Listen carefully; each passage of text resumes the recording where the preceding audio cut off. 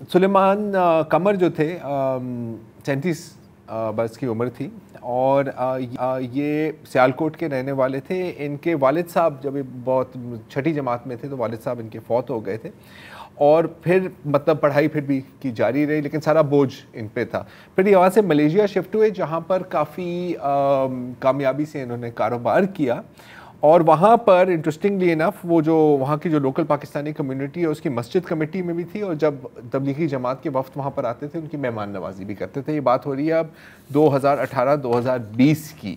लेकिन 2 साल कबल फिर के ख़ानदान में वही ज़मीन के फड्डे शुरू हो गए, इस तरह के तनाज़े शुरू हो गए तो काफ़ी डिप्रेशन में चले गए और फिर ये एडिक्शन की तरफ चले गए। और लेकिन फिर भी घूमने फिरने का बहुत शौक़ था तो आखिरी इनका जो स्टॉप था वो था स्वात। और जब इनको पुलिस ने गिरफ़्तार किया इस इल्ज़ाम में तो इन्होंने डिनाई किया और लेकिन कभी अपनी सफाई पेश करने का अदालत में मौका नहीं मिला। तो इंसाफ होना चाहिए।